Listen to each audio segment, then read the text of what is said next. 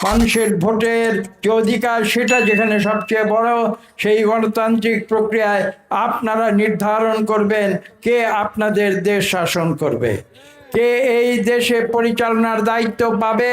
সেটা সুষ্ঠু নিরপেক্ষ ভোটের মাধ্যমে নির্ধারিত হবে, অন্য কোনো প্রক্রিয়া নয়। গায়ের জোরে ভোট কেন্দ্র দখল করে দিনের ভোট রাতে করে কোনোদিন কোনো দেশে গণতন্ত্র কায়েম হতে পারে না। আমরা সেই স্বৈরাচার থেকে বিগত 2024 সালের 5ই আগস্ট ছাত্র জনতার বিপ্লবের মাধ্যমে আমরা সেখান থেকে মুক্তি পেয়েছি।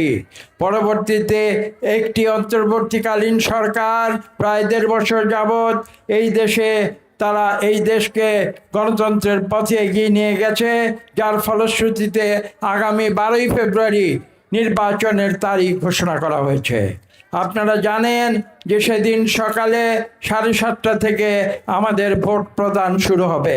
কাজে আমাদের মা বোনেরা যারা এখানে আছেন, আমাদের পুরুষ ভাইয়েরা যারা এখানে আছেন, সকলের প্রতি আমি আবেদন করব যে আপনারা আপনাদের যে হারানো অধিকার, যে ভোটের অধিকার আপনারা ফিরিয়ে পেয়েছেন, সেই অধিকার আপনারা আগামী 12ই ফেব্রুয়ারি সঠিকভাবে প্রয়োগ করবেন।